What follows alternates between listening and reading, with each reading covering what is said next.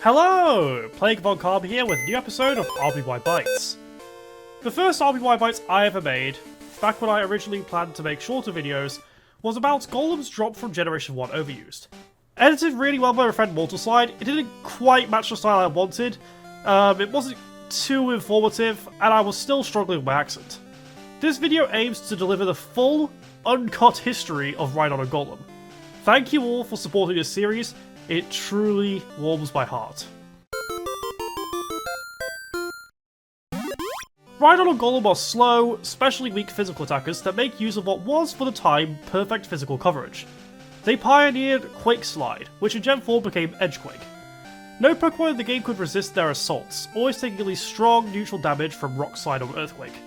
With high attack stats to boot, Rhydon and Golem deal the greatest physical damage in the game that doesn't involve drawbacks.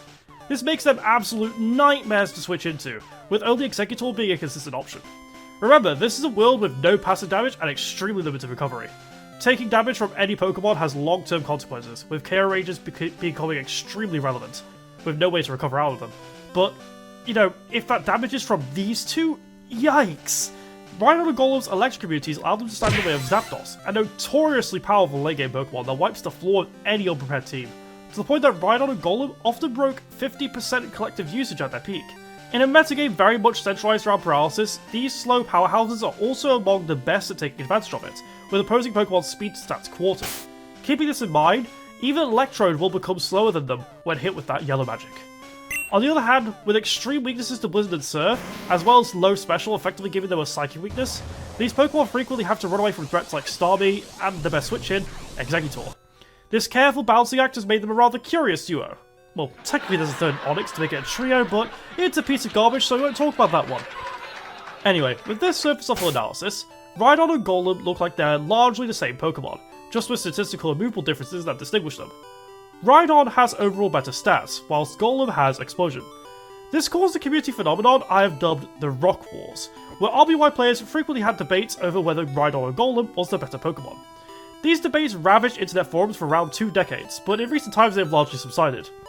To analyse this and see what came from the Rock Wars, we'll be looking at the progression of Rhydon and Golem in competitive Gen 1. Let's begin in the Nintendo Cup 1997 era of Pokemon Red and Green, as it's actually more interesting than one would expect, and echoes of its early impact can be seen in the West. This was a Bring 6 Pick 3 world dominated by Jinx, the Pokemon that best abused the 2 strongest stats in the game, Sleep and Freeze. Her 1-2 punch of Lovely Kiss and the 30.1% Freeze Blizzard define the format, making for a very centralized but equally interesting competitive format. In the unforgiving cold of this world, Rhydon managed to edge out a roll over Golem, being placed in A rank by Golem Pokemon Battle Historia, and A- rank on Darkness's rankings, being my best classic and modern sources respectively. If you're interested in more details on the format itself, I actually have a video on this subject, click the card above. You're probably wondering how Rhydon and Golem even see relevance in such a metagame. I mean, a weakness to Japanese Blizzard should be case closed, right? Well, some of the primary users of Blizzard are Pokemon like Articuno, Starmie, and Lapras, which hate having to fight Jolteon or Electrode in particular. In fact, these Electro types can decide games on their own, having decent matchups against Jinx. As a result, to protect your Blizzard using Pokemon from electric attacks, Rhydon and Golem have very strong draws, and can threaten any potential switcher with their powerful attacks. This gives them a solid place in the Nintendo Cup 1997. Rhydon would not be seen in the Space World 1997 national tournament, with no player using it winning any of the regional tournaments that got players invited. However, Golem would take a victory as part of a team piloted by Nishimura Shun, the winner of the Kansai regional tournament that had him invited to the national tournament. It is impressive for anyone to succeed in this era, as this was a time where you primarily used strategy guides written by enthusiasts to get ahead. You had a new and limited internet with no damage calculators, few chat rooms, and little online research. I mean, at the time, this was basically like a game for enthusiasts, it was basically an indie title. Players didn't even know what their moves did without a game guide, so this was really an evolutionary arms race. Thanks to the teams these contestants used in this tournament being immortalized in the Japanese version of Pokemon Stadium, we can actually give this team some analysis. Here, you can see the theory behind the rock ground types in its earliest form. An impressive combination of Lapras, Articuno and Starmie, backed by Golem, with Jolteon and a level 55 Tauros for good measure. If Nishimura ever saw an Electro-type in Team Preview, Golem could respond to it easily, allowing him to make significant headway in positioning, hopefully removing it, and allowing for his Walls types to make progress with impunity. Golem could even go 2-for-1 in the best of situations using Explosion, and in a Brigand 6 pick 3 world, this is straight up game winning. At the time, much of Pokemon's modern optimization wasn't present, which likely played a significant role in picking Golem. Exploding wasn't as risky when many Pokemon weren't trying to fit Double Team, and Rhydon didn't have any of the obvious upsides by comparison. The reduced Double Team could be in part because of the time rules in force, meaning players would need to finish their battles quickly, but at the same time I don't know if the benefits were immediately obvious to players. Nintendo Cup 1997 had a level distribution rule, where you had Pokemon between level 50 and 55, and when you picked your 3 Pokemon out of your 6, the Pokemon could not exceed the total levels of 155, giving you effectively 5 levels to distribute. I believe this benefited Golem because they were less optimized at the time, so fewer Pokemon were surviving Explosion.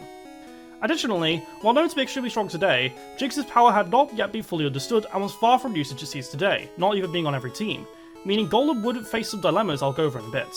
Finally, Golem is technically easier to build in-game, learning Earthquake and Explosion naturally, thus meaning you can play one less playthrough of Pokemon Red and Green to get limited TMs that will be required to build a Rhydon. In general, Nintendo Cup 1997's early days were way faster paced, and Golem's naturally high-tempo gameplay is just better suited for these types of metagames. Despite the impressive appearance of his team being very ahead of its time, Nishimura lost in the first round of the Space World 1997 National Tournament. While we lack documentation on the battles he played, one reason I can infer is exactly the issues Golem faced before. While it defends the Water types of his team well, I wouldn't be surprised if Nishimura used Explosion early and got mauled by Jolteon. Outside of Golem itself, the sets here are generally quite solid, but you can see some clear holes. There's a severe lack of Double Team, most notably affecting Jolteon, putting Nishimura at a disadvantage against any player that would use it. And Lapras lacks Restful Longevity, which is common in modern Nintendo Cup, especially alongside, well, Double Team. His team also lacks a Sleeper, so there's no way to take advantage of the strongest non-free status in the game. Jynx could easily fit onto his team and isn't hard to build in-game. So while he clearly understood each Pokemon's viability, the best attacks and the type chart, his sets likely reduce his options just enough to be edged out. With Nishimura still winning the Kansai Regional Tournament and being allowed into the Space World National Tournament, despite losing the first round of the latter, Golem would be inaugurated into Nintendo Cup 1998 and the Japanese release of Pokemon Stadium, while Rhydon would sit out. For the same reason, Rhydon was allowed in the Nintendo Cup 1999 format, the first underused-like tier that banned every Pokemon atop the Space World event. Comically, thanks to these criteria, this is one of the few formats where Magneton and Ditto ended up being banned. From a modern perspective, in Nintendo Cup 1997, Rhydon edged Golem out in overall viability, in part thanks to one key trait. Its Earthquake is among few moves that has a good shot to OHKO Jolteon regardless of level, being guaranteed against level 50 Jolteon, while Golem's is at only 80%. Jolteon frequently uses a Double Team plus Rest set to stall out teams and get out powerful Thunderbolts for free. Not needing to land 2 consecutive Earthquakes before it heals is key when landing a hit is so uncertain. While Rhydon is good against Electric types, there is one thing to note. Electrode is more than willing to explode to cut off Rhydon's turn and then send in Jynx, which is a very commanding play. However, Rhydon can conveniently score consistent OHKOs on Jynx and Articuno with Rock Slide as well, which in a former case can be a huge deal if its Lovely Kiss or Blizzard misses. However, Golem struggles even more here. It cannot achieve these feats at all, which significantly limits its utility against some of the very best Pokemon in the format. Note that Electrode can affect it in the same way as Rhydon. Even if Golem switches out, if Jynx gets Lovely Kiss off, Golem can't swap into Blizzard after. But if that Blizzard freezes the other Pokemon, Golem can't explode at all, as that loses you the game. It's likely that Rhydon's extra bulk helped edge out in some situations, with it being better in every one-on-one matchup by proxy, but this is more so something seen organically than outright determining games. Outside of this, Rhydon got Blizzard while Golem didn't, and thus Rhydon can fish for freezes when anticipating a switch out. Blizzard access is a really big deal, as freeze fishing makes Rhydon a little bit less ratchet reliant, and it also means that Rhydon didn't need to use Fissure if it wants to abuse an OHKO move, using the 30.1% freeze chance to its advantage. Indeed, this was actually a staple in its moveset. In effect, Blizzard is basically one Sheer Cold if it did damage when missing. But it's even better than that, leaving the KO'd Pokemon on the field for you to exploit. Few things can compare to Japanese Blizzard. You can argue it's the most powerful move ever allowed in any competitive Pokemon format. It's considered to be counterplay to Evasion.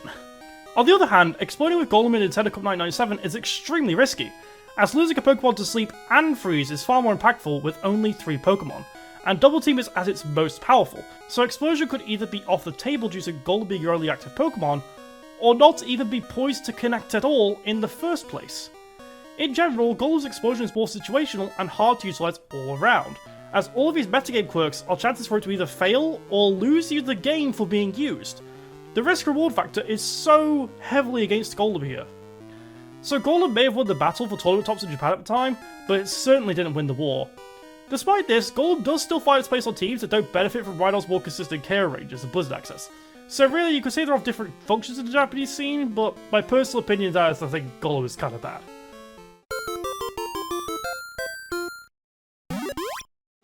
In the early 2000s, as Gen 1 came to the West, Rhydon and Golem were effectively seen as one Pokemon, used mainly for anti-Zapdos utility, while Onix, appropriately, was forgotten about instantly. Top players would go off personal preference when picking their rock type, making for a form of creative expression, giving them the collective nickname Goldon. Put simply, do you want Rhydon's power or Golem's explosion? That aside, Golem was seen as easier to pilot and was thus used more by newer players, as explosion is more straightforward compared to Rhydon's substitute, which doesn't have immediately obvious upsides. This led to some inflated Golem usage, but the consensus was never made clear on which was better. As you can tell, the sets for Rhydon and Golem were established extremely quickly, with a consensus being reached as soon as 1999. Substitute of Rhydon was pretty much immediately standard. While Japan played a Brig 6 Pick 3 format with level level modulation, in the West, 6-on-6 level 100 battles became the standard very quickly, despite tournaments like the Stadium World Tour 2000 trying to push the same competitive scene seen in the East. Despite this massive difference in style of play, the reason for Golem's viability was much like it was in Nintendo Cup 1997. The early metagame of what would become Smogon's U tier was much faster than it is today, with multiple game mechanics not being discovered yet. This led to a very different metagame compared to what we see now. In general, early 2000s RBY featured much less constrained team building, with Thunder Wave being less important for example. Body Slam was way more splashable, as at the time, no Pokemon was immune to its paralysis. This meant that Chansey was deeply afraid of swapping into it. If it got paralysed, it would get absolutely mauled by Snorlax and Golem. Without the need to fit extra Thunder Wave users and the ability to let Body Slam spread paralysis organically, many parties would end up being significantly less bulky, and it shows in no better place than Snorlax and Chansey. At the time, Snorlax would often run sets involving Body Slam, Hyper Beam, Self-Destruct and Earthquake, often dubbed Fizzlax, while Chansey used Thunderbolt, Ice Beam, Thunder Wave and Softboard, a set that we see today. Both of these sets are quite vulnerable to Golem in particular though, especially if paralysed, mainly because Golem's explosion has a very good shot at trading with them. It is beneficial to trade Golem for these two because Fizzlax tends to go 2 for 1, and Bolt Beam Chansey makes it awkward for special attackers like Starmie, Alakazam and Lapras to get things going. With respect to Golem, its value isn't always that high, especially if paralysis can be spread effectively that game. Landing Explosion means it always achieves at least something, giving it a sort of comeback factor. With the threat of the rock types being recognised, an offshoot of Fizzlax, known as Fishlax, would use Surf over Earthquake to specifically target Rhydon and Golem, being sparked around 2002 by the player Fish, and seeing continued usage into 2013, with documented usage being as high as 9%. However, in general, while Snorlax and Chansey had ways to hit Golem, ideally they didn't want to be hit by it at all, as any move Golem throws out could be Explosion. Something else is rumbling with these two normal types though. In the late 2000s, Reflect, Chansey and Snorlax were slowly identified as fringe sets. While not squarely aimed at the Rocky Brothers, they were effective against them and were something to account for. I have two notable instances of early high-level Reflect Chansey usage, specifically Lutra in 2009 and Raish in 2012. They both took different approaches, with Lutra using the lesser used Ice Beam, while Raish used Seismic Toss, with very few other players picking them up. Raish used his sets so much that it became known as Raish-C. The Body Slam, Earthquake, Reflect, Rest, Snorlax set that we know today was also around, being used by players like Issa, Lutra and marcoasd, and again was something to consider. These sets were quite difficult for Golem to fight, as they take significantly less damage for Explosion and shrug off Earthquake easily. However, it should be emphasised that while these sets were at least valid, they were not common at all, having a minimal influence on the metagame. Even the most popular Reflect sets for Snorlax and Chansey hovered at around 3.5% usage in 2013. While their lack of usage will raise the eyebrows of a modern player, we'll pick up on these later. In general, the significantly different usage of Snorlax and Chansey made Golem a little more flexible than Rhydon overall, with more ways for it to quickly shift the tempo of the game by exploding on them. These tempo shifts were often game-winning in nature, opening the doors for Tauros and other big hitters to close the game out from there. Rhydon's bulk and power were, therefore, far less important, so even if it were noticed super early on, it's unlikely the players would have made the switch to Rhydon so easily. I mean, explosion's more power than your level 1, right? Let's look at some metagame progression. It's difficult to visualize what the early Gen 1 metagame looked like, especially with its progression over the course of a decade and a half, so I'll showcase some classic Golem teams as examples of what people wanted to do with it. I won't focus on Rhydon, as it was considered largely interchangeable at this time. Just imagine a Rhydon with Rock Slide, Earthquake, Body Slam and substitutes over the Golems you see, as that set is literally 24 years old, and it's near enough guaranteed to be what it would have looked like. One of the main areas where people used Golem during the early 2000s was explosion spam teams, aka boom spam. Of course, this is a team only Golem can fit on. It's an easy to latch onto team style, stacking all the viable users together to try and take over the game through sheer tempo. While these teams were very fragile, they were equally quick at overwhelming the frailer teams of the time, and springing torrents onto the opponent when all was said and done. Some players, such as WaterWizard, also experimented with double rock cores, using both Rhydon and Golem in an attempt to form a strong physical attacking backing. But the stacked weaknesses were a huge hindrance, and I haven't been able to find instances of great success. The earliest Golem team I have on me is a 2002 team by GG fan, named TOS Legacy. I don't know what the TOS stands for, and I can't get in contact with him, so yeah. Anyway, in his post describing the team, he notes that Rhydon and Golem were far more common at the time, so he brought Mega Drain Executor to deal with them. He would use Golem to exploit on Snorlax in particular, eventually setting the stage for Toby Bro, a set that would have been a mere 3 years old at the time to take the game. He initially used Seismic Toss Alakazam, but switched to Reflect later, but he didn't know when. Interestingly, as for teams he documented, he never used Golem again after this. Regarding usage for this period, it's very difficult to quantify, but I can infer that Rhydon and Golem's collective usage would have been at around 60% of the time. In 2013, some of the earliest stats I've recorded, it was around 50%, and back in the early 2000s, opinions were much higher. During my trawl of various early forums, some players even called the rock types indispensable.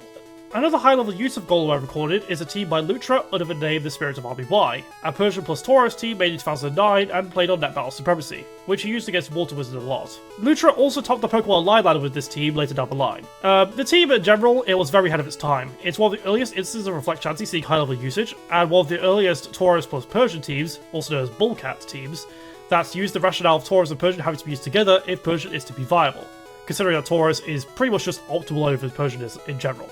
During this time, there were still minor arguments that you could use either, though they were near enough dead. Golem is mentioned as being useful against Slowbro, exploding it when it starts snowballing out of control. Between GG Fan and Lutra's teams, you see a dynamic where Golem both helps your own Slowbro and defuses opposing ones.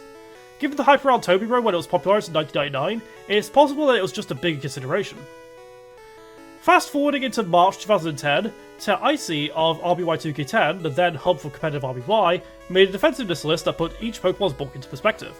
Here it was realised that while Golem looks like it has higher defensive stats, it really doesn't. It will take less damage, but lower HP means it takes overall more % damage than Rhydon. Look here, Rhydon can take up to 258 damage from a Tauros Blizzard, but factoring in max HP, this will be 62.4%. Meanwhile, Golem would take 238 damage in the same situation. Looks good, right? Well, due to its max HP, it's actually 64.4%. In other words, relative to its max HP, Golem will always take more damage. This means that, in a cruel twist of fate, Golem's defensiveness stats are wasted. Rhydon is bulkier in every respect, despite what the stats imply, and this comes up organically a lot. Golem will always take more damage than Rhydon, arbitrarily making it worse in every single matchup.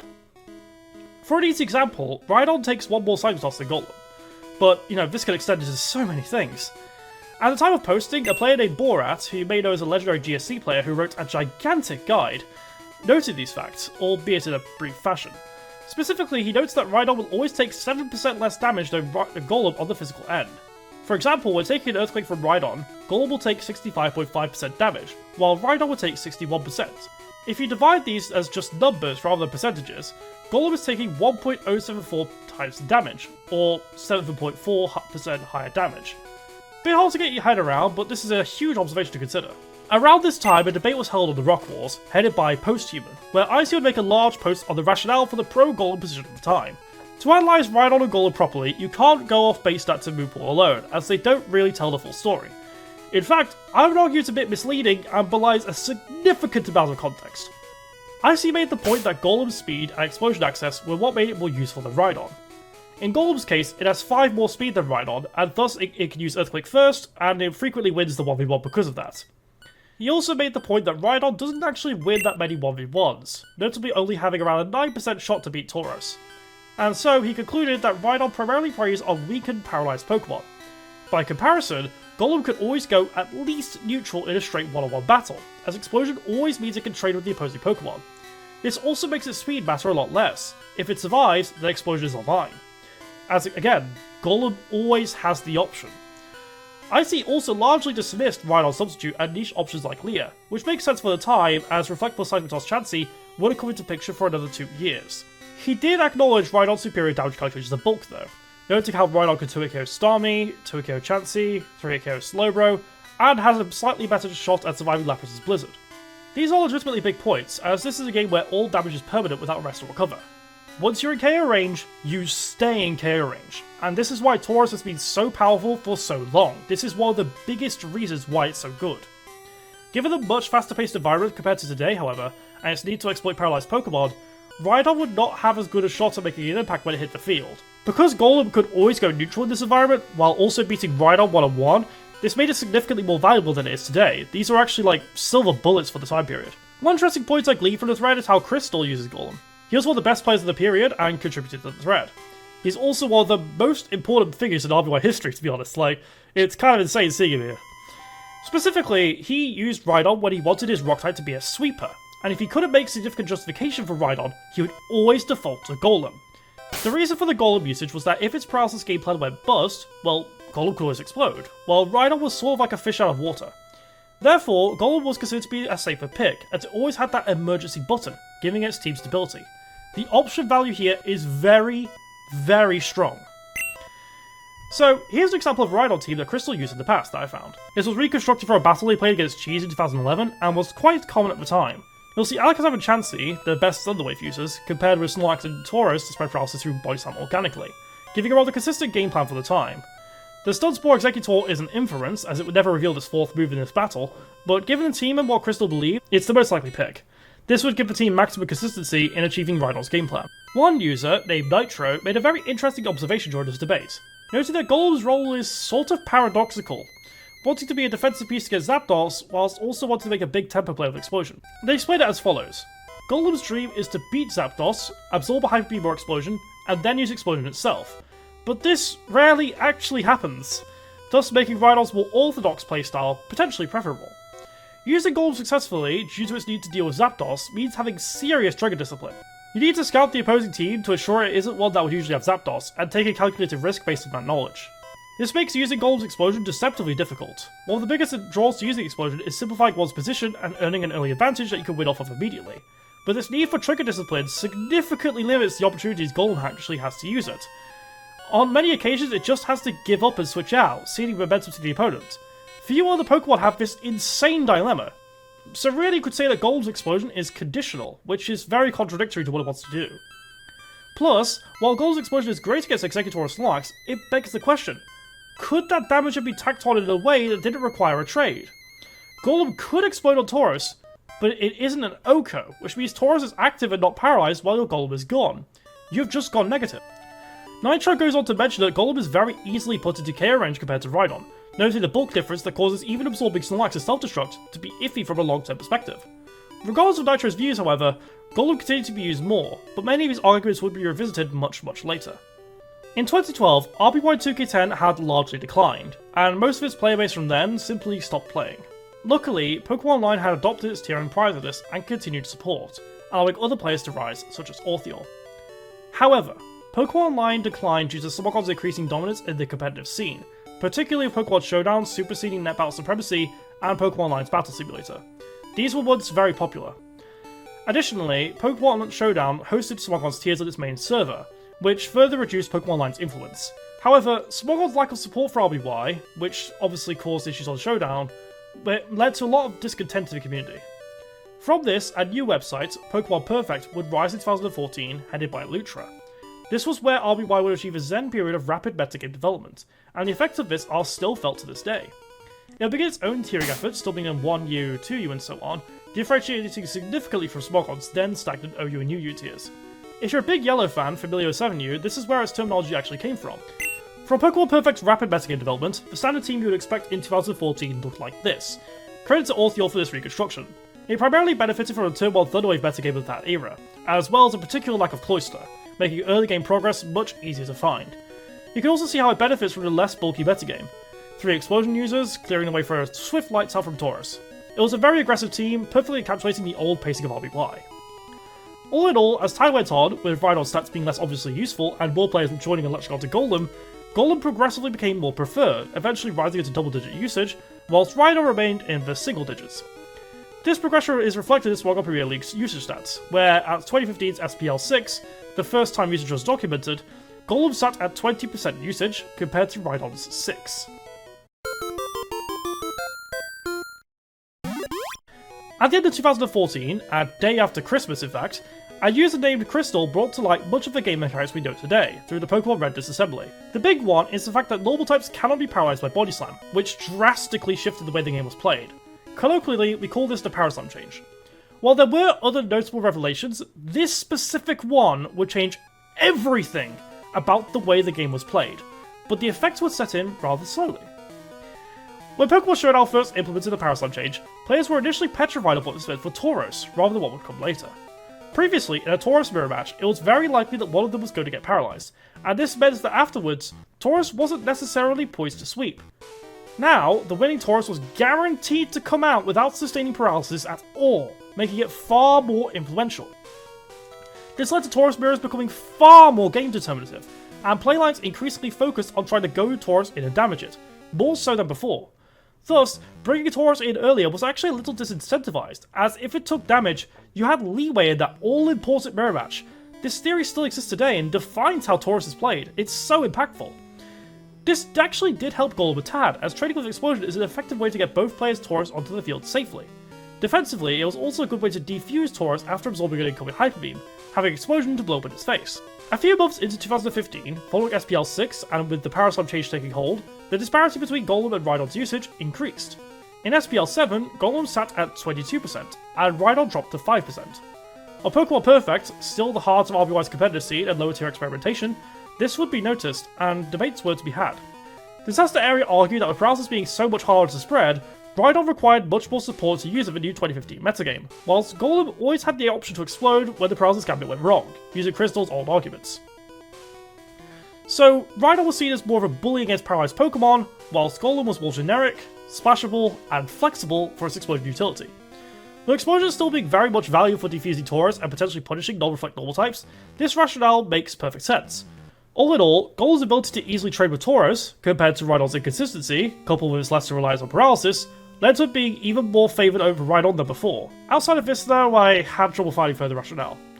It's likely that some conversations on the then new Discord, or perhaps still at MIRC, were had somewhere, but nobody I contacted seems to have any recollection, including some pretty high-level players in the Pokemon Perfect community.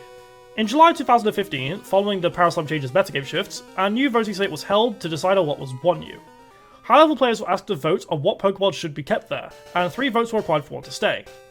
Out of them all, Rhydon got the least votes, just 1 from Ortheore, who commented that while its popularity had waned, its power was a notable niche over Golem still. With no one players giving Rhydon even a passing glance due to only having 1 vote, Rhydon would drop to 2U. Yes, it dropped to what was underused. As Rhydon dropped, players were more concerned with Jolteon's 3 votes making it a borderline case, which ended in repeated votes that led to it dropping to 2U shortly afterwards as well. So Jolteon went back to UU. I have a video on that if you want to look at it. When Rhydon dropped, it was met with immediate controversy, with its extreme damage output terrifying much of the player base. Smogon's player base particularly criticised this move, calling it reactionary, given this was just months after SPL 6 and the post-Paraslam metagame had not significantly developed yet. Regardless, Rhydon would stay, firmly giving Pokemon Perfect a different RBY tier list from Smogon's. While Jolteon did drop to 2U, it would rise back to 1U around 6 months later, in January 2016. Therefore, instead of the big scary punk rock dog, Rhydon was largely fighting Electabuzz, Raichu, and Electro during his time there. A steep downgrade. After dropping and settling into the tier, Rhydon was considered to be strong and effective, but constrained by its poor speed and special bulk, making it very easy to defuse if the player isn't precise. Rhydon's sheer power, however, means that once you hit the field, you basically couldn't swap into it. You would realistically be sacrificing a Pokemon. Requiring paralysis support to work effectively though, Rhydon essentially introduced the heavy Paraspam team dynamics from standard play, to a lower tier environment. Just a month after Rhydon was introduced to 2U, the legendary birds, Articuno and Moltres, were banned from the tier, largely due to their extreme damage output causing inconsistent and uninteractive counterplay, in addition to their ease of hitting the field. Articuno could easily Oko Rhydon and was a firm check to its ridiculous Earthquake, whilst Moltres could 2-KO it and land a burn a third of the time to defuse any chance Rhydon had of striking back. With these at the time centralizing forces removed, Rhydon was ready to rumble. GG Fan, a very long-lived player by this point, succeeded with Rhydon for the Pokemon Perfect 2U World Championship in 2017, where he ended with a 14 world record and 16 points, winning the whole event. In addition to his Rhydon team, he also used another with Lead Hypno, a strategy that would become commonplace in modern UU prior to his eventual banning. His Rhydon team notably lacked a sleeper. He simply didn't need it. He wanted paralysis. So, let's look at his Rhydon. Its Earthquake could Oko Kadabra and Rock Slide destroyed Gyarados, and he notes these as major reasons to use it. Nothing else managed these feats except Dugtrio, which requires extreme luck. With Clefable, Raichu, Kadabra, and Hypno's constant spreading of paralysis in the metagame with far less tentacle than today, it found numerous opportunities to wreak havoc. I did a bit more digging on this, as I was suspicious about Paralyzed Hypno blocking further paralysis, but it turns out that Rhydon can 2-KO with Earthquake if it takes even a little bit of damage, whilst Hypno's Psychic doesn't break 50%. With this in mind, it's unlikely that it was feasible to block paralysis from any of the Pokemon used alongside Rhydon, as Rhydon could batter the blocker anyway. Thanks to Rhydon's appearance in the 2U World Championship 2017, we can actually derive some usage stats from the time period. Hypno had near 100% usage, with Kadabra, Kangaskhan, Raichu and Gyarados rounding out the top 5. Following that were, well, Victreebel and Rhydon. As you can see, a very different game compared to UU today. Rhydon ended its tournament run with 39.29% usage at 7%. A really good way to set it off, really. From a modern perspective, considering how strong Tentacruel turned out to be, it is likely that Rhydon primarily benefited from poor optimization. At the time of the World Championship, Tentacruel only had 19.64% usage. While Johnson eventually left Rhydon's 2U, it absolutely held back Tentacruel's metagame development in the months prior. Thus, once Rhydon dropped, people didn't know as much about Tentacruel, so Rhydon would often face teams without it, giving it immeasurably better matchups.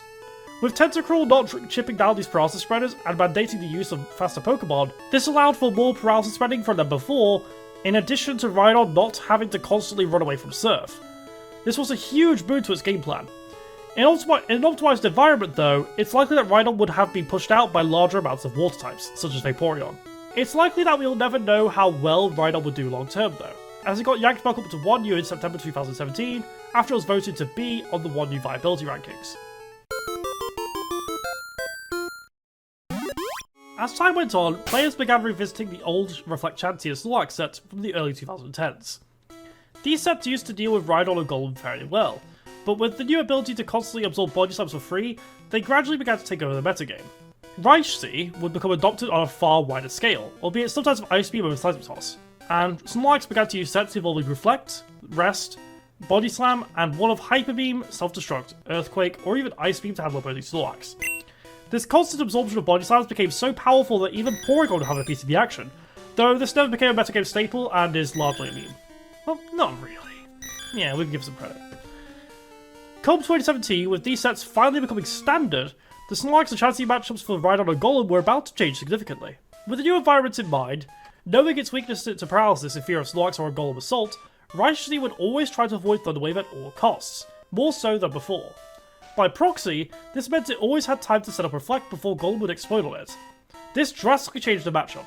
Previously, Golem had the freedom to strike Chansey with Earthquake repeatedly, then force it soft-boiled, and explode when the opportunity presented itself. Now it couldn't pressure Chansey in this way at all. This is a gigantic problem, completely changing one of its most valuable matchups. Given this, while you would think that Raichu is really bad for Rhydon, its Chansey matchup actually improved dramatically. As we learned from Icy's old post, Rhydon will always 2-KO Chansey with Earthquake without Reflect. But this also means that regardless of whether Reflect is active, a critical hit Earthquake is a clean Oko, as critical hits ignore Reflect. Plus, Rhydon's 101 HP substitutes that Chansey can't destroy with a single time toss give it one of the best matchups against Paralyzed Chansey that are available. Not only is it highly favoured to win, it will usually also come out of the matchup with a substitute active, meaning that it's poised to get off another Earthquake on what tries to revenge kill it. Golem, on the other hand, only has a 22% chance to 2-KO Chansey with Earthquake, usually having to explode when chances around half HP if it wants to take it out. The uninformed will often see explosion as a benefit, but the difference here is drastic. Rhydon gives you a clean out to Chansey that puts you in a positive position and leaves your head in the material, while Golem will go neutral to negative every time. Golem's woes continued though. Around the same time as Rhydon's increased in dominance, Reflect Snorlax skyrocketed as well. Reflect Snorlax was always a big problem for Golem, as it became effectively impervious to its assaults, and could always respond with Earthquake to defuse Golem. There really isn't much Golem could do once Reflect is up, with its best shot being a trade by landing a critical hit Earthquake, a regular Earthquake, and then an explosion. Yeah, that's a lot of hoops to go through, you know? With the Fizzlax that Golem had a good shot of beating, dropping off a cliff and being replaced with this rest-looping behemoth that it couldn't even explode on, well, jeez, it couldn't catch a break. What it could do is try to go neutral, and that's the issue. It's trying to go neutral. It's never had to do that before, and this is a huge difference from not requiring effort to do so. Before, going neutral was the expectation, with everything else being a bonus. Now, it's the goal. Conversely, Rhydon's matchups improved once again. Rhydon can fish for a critical hit Earthquake against the Reflect Snorlax, and if one lands, it will always land a KO with 2 more Earthquakes. It doesn't need to be an explosion. This interaction also means that if Rhydon comes in as Snorlax uses rest, it's poised to KO Snorlax in the next 3 turns, while Golem cannot, at least without dying. Snorlax having to fit Reflect and Rest was also a slight boon, as some would only use normal type attacks, with these sets being called Monolax. Rhydon effortlessly walls Monolax, and turns it into setup fodder with Substitute. From there, it can just do whatever it wants. While Golem can punish Monolax as well, Rhydon just does it particularly hard. Substitute lets it score 3 hits with impunity, Leer can neutralize Reflect and lets it blow through Snorlax more consistently, and Rest alongside Substitute lets Rhydon effortlessly PB stall Snorlax. It has so many ways to humiliate this set, it's just kind of ridiculous. Even without any of these options, Rhydon could fish for critical hits, and if one landed at the right time, 2 more Earthquakes could bring Koji Nishido's broken self-insert OC down with a confirmed 3-hit KO. Once again, Golem ends up going neutral in material, while Rhydon ends up positive. Golem can't utilize Rhydon's niche options effectively, if it even gets to move, all while it continuously takes more damage than Rhydon would have in every interaction. This is all while having to recognize that Golem's explosion utility is a no-go until you've confirmed that the opponent doesn't have Zapdos. Thus, Golem's matchups aren't only forcing it to try and go neutral, even that is also conditional. It's worse in every way. In summary, Chansey became a physical wall, while Snorlax redefined itself as a wall and wall breaker at the same time. This basically took Golem's better explosion targets off the table. Landing these was already a bit difficult and required good trigger discipline, but now it was just not worth it. Instead, Golem shifted towards targeting Starmie and Exeggutor with Explosion, which is still a fair game plan to this day and was before, but it's just such a steep drop in threat level. With this nuclear change to the 2 of the big 3, the next year would become an odd one for Rhydon and Golem. Something had to break, right?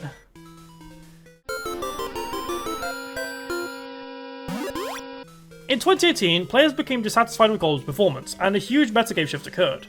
In SPL 9, Rhydon saw 10 times the usage of Golem, 22% versus 2%, and this prompted a discussion on how the rock types should be ranked. Thus, people decided to put the rock wolves to bed once and for all on Pokemon Perfect, sharing all their grievances with the boulder. Historically significant players like Heroic Troller, Nails, Amaranth, Pisune, GGFan, and more would all participate in this debate, arguing for Golem's viability ranking to be dropped to C. When this debate arose, much of the previous arguments that were used to Golem's credit in the RBY 2K10 thread were turned against it. The speed of Golem was largely ignored, possibly due to the matchup being quite rare and thus not very relevant, especially in a world where Rhydon wasn't seen as only material. What's perilous to Golem, however, is that its explosion, due to reflect normal type dominance, was rapidly dropping in value. For Golem, as we learned, this was very, very bad, as these 2 components were its main benefits.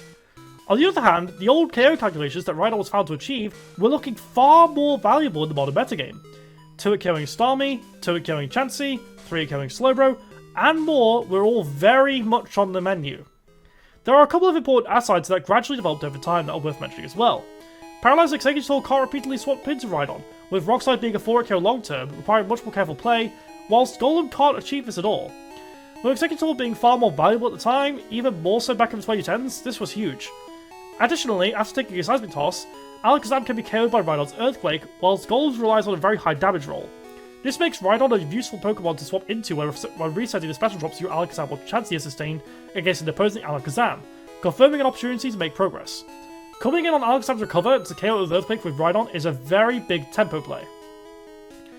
In addition to the big 3 matchup shifts, while Tauros was initially considered iffy for Rhydon, with it notably lacking the immediacy of Explosion, marcoasd brought up that Rhydon is perfectly capable of beating Tauros following a Tauros Spirit match, while Golem has to go neutral. After 2 body slams, unless you get very unlucky on your damage rolls, Rhydon could switch in and is poised to score a reasonably probable KO with Earthquake, while Golem is just shy of ever achieving it, forced to trade instead. Because the opposing Tauros has to use Hyper Beam to KO yours in this situation, if it rips it on a Rhydon switch in, you're guaranteed to KO regardless of damage roll. It'll just cost you a blizzard to the face. Amaranth mentioned that Golem does face some notable opportunity cost in using Explosion, functionally only having 3 moves to use until it has to KO itself. Contrary to popular belief, Rhydon's Substitute is not simply a disposable move slot and comes up in numerous situations, sometimes even being used multiple times per game. In fact, in modern RBY, it's more common for Rhydon to replace Rock Slide rather than Substitute when experimenting with its traditional moveset. This additional utility across the game is very important. It can turn Monolites into Setup Fodder, fish for full paralysis and try and go for Earthquake KOs, predict Switch Out, and so on. And every time it works, it gets a free Earthquake. This isn't just any Earthquake either, it's Rhydon's Earthquake, the strongest physical attack in the game without a drawback. While Golem can drop Body Slam or Rock Slide for Substitute, it's strictly worse than Rhydon using it, as they don't reach over 100 HP. Therefore, it can't deal with Seismic Toss Chansey, which is the main target for Rhydon Substitute, while having further opportunity costs of fitting it thanks to Explosion. This isn't to discount the gigantic benefits Explosion brings, nor how good of a move it is in general, but it is notable that Rhydon uses Substitute in such a powerful way that Golem cannot replicate. Some players, such as Disaster Area, Ortheore, and Golden Gyarados, argue that Golem shouldn't be discounted so quickly, mainly taking a tradition-based standpoint. Some of these individuals argue that Golem should be ranked alongside Rhydon, still considering them to be functionally the same Pokemon as was the status quo, and being cautious of repeating the previous mistake of dropping Rhydon too early. This was met with strong ire from some users, with players like Pisune making the notable claim that using either Pokemon like the other is a game-losing mistake, arguing that their lines of play are just completely different. In fact, Issa notably called them out of touch, noting how anyone who was playing at the time absolutely knew of this paradigm shift. Rhydon and Golem's similarities are largely surface level. The Zapdos matchup is the same, but their modes of operation are too different to draw equivalents to, say, Smash Ultimate Echo Fighters. This, coupled with the huge disparity in usage stats, made it irrational to rank them as the same Pokemon, and with new arguments for Rhydon and Golem mounting up, it was only a matter of time before the Golem lobby finally relented. Long story short, Rhydon's long-term reward and progress making are so much more useful than Golem's one-turn explosion gambits overall. The staying power and repeated blows from the rock types was becoming more important. Golem eventually got placed as C rank on the 1U viability rankings, but did not fall to 2U, as tiers did not automatically shift following viability ranking changes. The system worked with voting slates to send Pokemon up or down in tier, and Golem never received one. With this discussion coming to a close, we came out with a new perception of Golem. It isn't similar to Rhydon at all, so the Goldon moniker of old is a very misleading one. This was largely why it dropped so hard in the viability rankings, as when it isn't riding Rhydon's coattails, you suddenly see it for what it is. Golem cannot achieve the sleeping potential that Rhydon has, and it can't use Substitute either. It isn't a bully against paralyzed Pokemon. It isn't a late game payoff. It isn't any of that at all. It's Golem, an exploding Zapdos counter that beats Rhydon head to head. Therefore, the team building rationale around Golem shifted. They don't do similar things, so they don't directly compete with each other places on teams. I call this rationale post-Enlightenment Golem. With this new theory in hand, players began to experiment with dedicated Golem squads that actually used it for what it is. However, come Pokemon Premier League 10, Golem's usage would increase, but it was only to 2.56%, being lower than every OU Pokemon at the time. Most teams Golem was used on would see it replaced by Rhydon and see better results every single time. Again, as we learned, Golem isn't Rhydon. Because it isn't though, well, that's the problem. Most teams using Golem post-Enlightenment only use it because they're otherwise weak to Rhydon themselves, but these are usually flawed from the outset and can fix their issues in other ways, such as by fizzing Surf on Starmie. If you need Explosion on a Rhydon team, Snorlax's Self-Destruct is more powerful and consistent by virtue of its normal typing, so you could just compress Golem's role there and bring Rhydon in. If that isn't enough, Golem can find a spot, but this is extremely rare, and no high-level player has found a team where this is not just possible, but consistently tournament viable. We just don't need as many explosions as before. This is the new dynamic that Golem faces. It is extremely easy to optimize out of a team and bring better Pokemon instead. RBY's top dogs just compress roles extremely well. There are teams where Golem has genuine merit, but they have to be made with the understanding of what Golem is, rather than what it is compared to Rhydon, and this is extremely difficult. This Moltres team by Amaranth was the best example of a post-Enlightenment Golem team from 2018 to 2022. Indeed, Golem's best performance was alongside Moltres, and it brought sporadic tournament results. The team's goal is to land Sing with Chansey as soon as possible, ideally get started with Alakazam, and then have that same Sing Chansey take the opponent's sleep later, as the rest of its utilities are unnecessary. From there, Boomlax and Golem will play to accelerate the game's tempo as much as possible with their self-KO moves, playing for an incredibly suffocating endgame involving Starmie, Moltres, and Taurus. However, while the strategy did get tournament results, it was never seen as a standard composition, with Moltres seeing use on other teams as time went on. You could say this team played a part in a high uptick in opinion on Moltres though. This Pokemon has been seeing its own renaissance recently. In 2023, due to shifts in the Sleep metagame, this team has dramatically decreased its viability, and it's the only time Golem has ever seen notable tournament play since 2018. There is still no good Golem team. Hell, there isn't even a consensus of what a good Golem team looks like. At this point, Golem is just sort of a meme, a quest to find this mythical proven team where it can consistently achieve something while not being outclassed by something else. Ergo, it sees sporadic usage, rarely being touched by high-level players. It only had 2 uses in SPL 16 this year, both in the same week, during a round where neither team needed a win to progress. Nails used this extremely janky Toxic Stall team given by Amaranth that somehow took the game against a solid team, and Mana used a truly bizarre Golem squad without Taurus or Chansey. That is the state Golem is in these days. These teams aren't good, they aren't tearing up the metagame, and despite people trying to finally break Golem at least once a week, it just falls apart and somewhat optimizes Golem out of that team. It is extremely hard to build, and nobody really has a good answer to it. In 2019, because of its seismic shift in perceptions, on Smogon, instead of Rhydon falling to UU, Golem dropped instead. Functionally, Smogon missed the tier anomaly that Rhydon brought to Pokemon Perfect, and most Pokemon Perfect players began moving to Smogon following some really major managing things. Fun fact, when Golem dropped to UU, Graveler didn't for another 26 days due to an oversight that I actually had to fix myself. During this time, UU was being optimized quite a bit, and with Jolteon rising to OU a while back, Golem arrived at one of the worst possible times. It struggled mightily to find ways in compared to OU, with water attacks being strewn everywhere, so as a result, Golem was running away more than it was attacking. Whilst potential damage output was indeed high, sticking paralysis against Pokemon was extremely difficult due to Hypno being such an effective absorber. It did have multiple spikes in usage though, shockingly as a lead to Dumpster Hypno and Kadabra. The Hypno match was quite interesting, with it being 2KO by Body Slam plus Explosion, similar to Snorlax against Mewtwo and Ubers. When Lapras dropped into the tier, shifts towards Dragonite gave it a bit more utility, greatly favouring its Rock Slide. However, its usage remained quite low regardless. Even today, after Hypno and Lapras got banned, Golem must be seen as a very niche pick that has difficulty sticking to the field. Golem can deal with the dreaded normal types very effectively, which have exploded in usage since Rhydon's time in this year, but if Golem ever rises in usage, Kangaskhan and Persian can optimize for it with Surf and Bubble Beam respectively, which gives it some major trouble. What this all means is, Golem dropped to NU in January 2021. In NU, Golem has historically been great, and a centerpiece of many good stuff teams. Its ability to shut down fire types ensures the tier can maintain a solid pace, something NU has struggled with prior to its drop, and it can trade blows with most Pokemon effectively.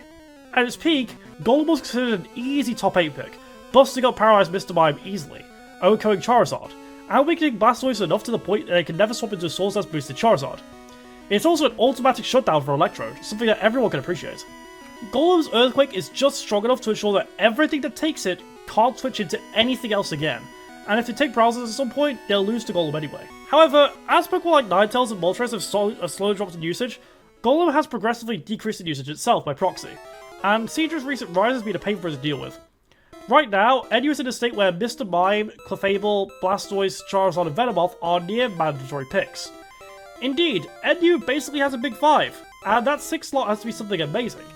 Seadra, Kabutops, Kingler, Nidoking, Raticate and Wigglytuff all compete for this, and if you want to use Golem, it has to contend with all of them. The catch? Most of these Pokemon destroy Golem! Even the normal types have Bubble Beam. For Golem to do more than just go neutral, one's ability to spread paralysis is crucial. Spreading paralysis in lower tiers is extremely hard due to the lack of recovery on any Pokemon, let alone paralysis users, and no tier punishes attempts to spread paralysis more than never used. Therefore, if a game is even all the way, the Golem team invariably loses. Golem has little immediate threat potential in never used because it has to take damage, usually extremely heavy or even super effective, before it can do anything. While something like Nidoking can immediately go ham, meaning it doesn't have to retreat to bulky but finite piles like Blastoise. Being able to attack without compromising bulkier Pokemon is the name of the game in NU, and Golem struggles mightily in achieving this because Explosion goes neutral. Being able to attack without compromising a bulkier Pokemon is the name of the game in Never Used, and Golem struggles mightily in achieving this because it mainly just goes neutral. So, that's the position it's in. It's really weird, and it may actually end up dropping to PU.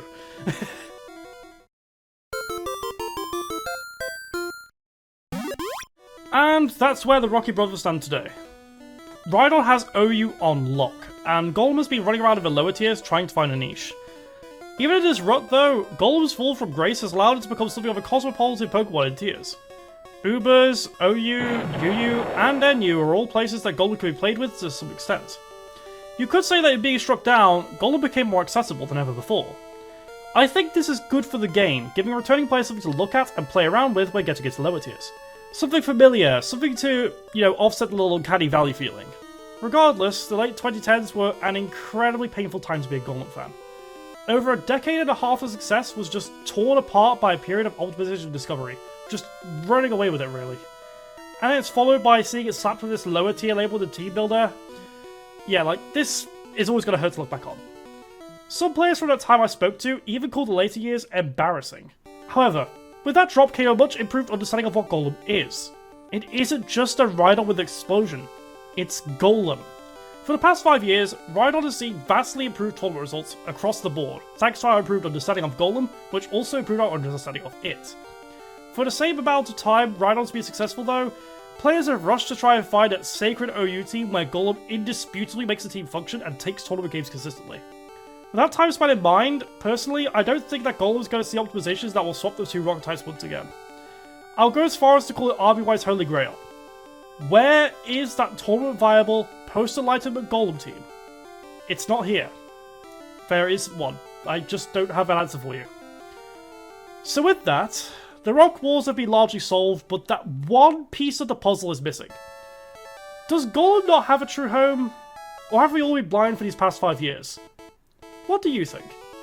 Leave a comment, or maybe join your RBY Discord and enter some tournaments with your best Golem team. With that though, this was Pokemon Karma, and I'll see you all next time.